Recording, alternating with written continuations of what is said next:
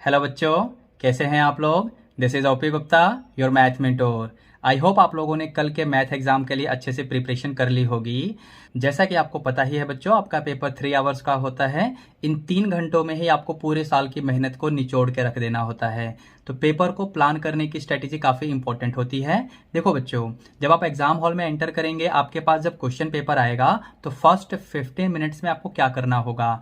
सबसे पहले आप पूरे पेपर को ना एनालाइज करो। कुछ लोग क्या करते हैं कि फर्स्ट 15 मिनट्स में एमसीक्यूज को सॉल्व करने लगते हैं। ऐसा नहीं करना है। मैंने क्या बोला, सबसे पहले आप पूरे पेपर को एनालाइज करिए।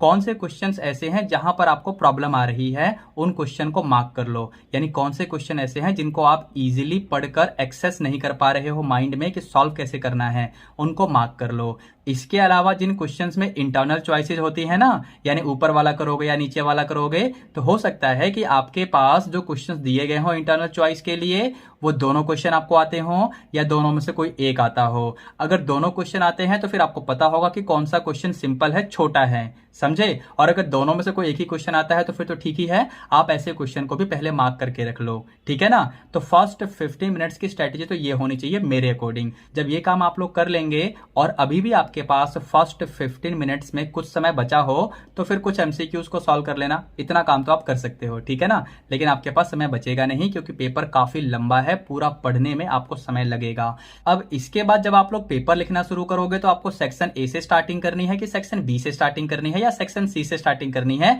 या सेक्शन डी या सेक्शन ई, है ना। तो ध्यान से सुनना, मेरे अकॉर्डिंग आप सेक्शन ए को सबसे लास्ट में अटेम्प्ट करना। क्यों बताऊंगा, वेट करो। आप सेक्शन बी से स्टार्ट करो, सेक्शन सी में चलो, सेक्शन डी में जाओ, फिर सेक्शन ई में आओ। इनको जल्दी करना, ठीक है ना। जल्दी करने का बेनिफिट ये होगा कि लास्ट में आपको रिवीजन करने का समय मिल जाएगा। अब आपके पास सेक्शन ए बचा हुआ है। सेक्शन ए में होंगे एमसीक्यूज। हर एमसीक्यू को सॉल्व करने की जरूरत नहीं होती है, ध्यान रखना। कुछ एमसीक्यूज में ऑप्शंस को एनालाइज करके ही आप डायरेक्ट करेक्ट ऑप्शन को मार्क कर सकते हो, समझे। एमसीक्यू में जब भी आप किसी क्वेश्चन का आंसर लिखो तो कैसे लिखोगे। सपोज क्वेश्चन 1 का ऑप्शन सी सही है, तो आप क्या लिखोगे, क्वेश्चन नंबर 1 ऑप्शन सी। और ऑप्शन सी में वैल्यू क्या थी, मान लो वैल्यू लिख रखी थी 2 पाई, तो वहां लिख दो 2 पाई। यानी आपको करेक्ट ऑप्शन तो लिखना ही है, साथ में आंसर भी लिखो। इससे क्या होगा कि अगर आपकी राइटिंग ठीक नहीं है, यानी कुछ बच्चों का ऑप्शन ए या ऑप्शन डी देखने में सेम जैसा ही लगता है, तो उसके आगे आपने वैल्यू तो लिख रखी है ना आंसर की। तो करेक्ट ऑप्शन लिखना जरूरी है कि ऑप्शन ए सही है कि ऑप्शन बी सही है, ऑप्शन सी या ऑप्शन डी। लेकिन साथ में आंसर भी लिख दोगे ना, वैल्यू लिख दोगे आंसर की, तो आपका भला ही होगा, ठीक है ना। तो मैंने कहा कि सेक्शन ए को सबसे लास्ट में करना है। इससे बेनिफिट यह होता है कि बाई चांस अगर आपका पेपर समय पे पूरा नहीं हो पाया और आपके एग्जामिनेशन रूम में जो इन्विजिलेटर है वो आपके पास आपके आंसर शीट को छीनने के लिए पहुंचने वाला है, जब तक वो आपके पास पहुंचेगा तब तक आप क्वेश्चन 1 2 3 4 5 6 कुछ क्वेश्चंस लिखकर उसके आगे तुक्का मार के ही एबीसीडी तो लिख दोगे। अब अगर बाई चांस आपकी किस्मत अच्छी है तो पक्का आपके 2-3 क्वेश्चन तो ठीक हो जाएंगे बिना सॉल्यूशन के तुक्का मारते ही, समझे। तो इसलिए मैंने कहा कि आप सेक्शन ए को सबसे लास्ट में करें, क्योंकि ये काम किसी और सेक्शन के क्वेश्चन में आप नहीं कर सकते।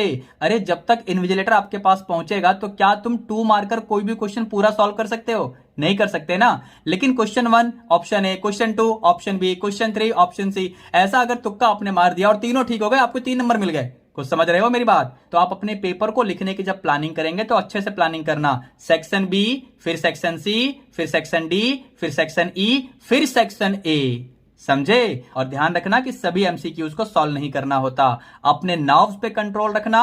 कोई क्वेश्चन अनसीन है, किसी क्वेश्चन को देखकर आपके अंदर से आधी पावर गायब हो गई, आपको बाली इफेक्ट लग रहा है। बाली इफेक्ट क्या होता है, ऐसे क्वेश्चन जिनको देखकर आपके अंदर की पावर खत्म हो जाती है, आपको लगता है कि आप इनको सॉल्व कर ही नहीं सकते, ऐसे क्वेश्चंस को मैं बोलता हूं बाली इफेक्ट वाले क्वेश्चन। तो ऐसे क्वेश्चन जब आपके पास हो जिनको देखकर आपको समझ में नहीं आ रहा कि कैसे करना है, कोई बात नहीं, कंट्रोल करो अपने नर्व्स को, ज्यादा इधर उधर मत देखो, लास्ट में उस क्वेश्चन को अटेम्प्ट करने की कोशिश करना। आई होप आप अच्छे से कर लेंगे, ठीक है ना। कैलकुलेशंस पे ध्यान रखना, स्पेशली मैट्रिक्स वाले क्वेश्चंस में, प्रोबेबिलिटी में, एलपीपी में। कैलकुलेशंस को लास्ट स्टेप के लिए बचा के रखना, लेकिन कैलकुलेशन करते हुए गलती मत करना। मैट्रिक्स के इक्वेशन सॉल्यूशन वाले क्वेश्चन में कई बार हम डिटर्मिनेंट निकालते हुए गलती कर देते हैं या फिर एडजॉइंट निकालने में गलती कर देते हैं। इन बातों का ध्यान रखना, समझे।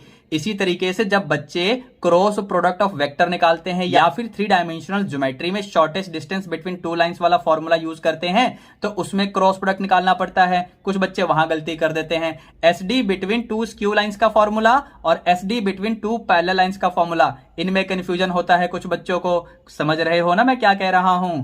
फिर इंटीग्रेशन में कुछ फॉर्मूलों में बच्चों को कंफ्यूजन होता है। जो भी कंफ्यूजिंग चीजें हैं, जो फॉर्मूले आपके लिए कंफ्यूजिंग है, इनको एग्जाम हॉल में एंटर करने से पहले लास्ट मोमेंट पे देखने का मन हो तो देख लेना, एग्जाम हॉल में लेके मत चले जाना, ठीक है ना। जैसा कि मैंने पहले भी आप लोगों को बताया था प्लानर वीडियो में कि एग्जाम हॉल पर पहुंचकर गॉसिप में इन्वॉल्व मत होना, कि आप लोग लगे हो अपने दोस्तों से पूछने में और दोस्तों के सुनने में कि भाई तूने ये क्वेश्चन किया कि नहीं, तूने ये क्वेश्चन किया कि नहीं। कंफ्यूजन हो जाएगा, आपका जो कॉन्फिडेंस है ऊपर से नीचे घुस जाएगा, पाताल लोक में चला जाएगा। ये सारा गेम तो कॉन्फिडेंस का ही है। पेपर को किस तरीके से आप हैंडल करोगे। एक बात और ध्यान रखना बच्चों, जो क्वेश्चंस आपको अच्छे से आते हैं ना उनको स्पीडली करना, राइटिंग बनाने की जरूरत नहीं है, स्पीडली करना। आपके क्वेश्चन का हर स्टेप क्लियरली समझ में आना चाहिए, लेकिन इसका मतलब यह नहीं है कि बैठे हो राइटिंग बनाने में। स्पीडली करो ताकि कुछ ऐसे क्वेश्चन जो कि अनसीन थे, जो कि ट्रिकी थे, उनके लिए लास्ट में आप टाइम बचा सकें।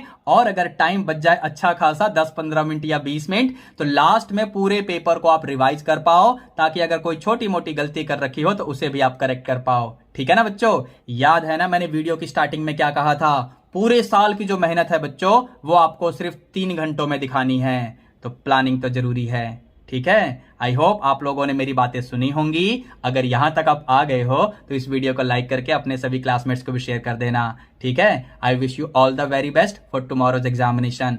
जाओ और छा जाओ।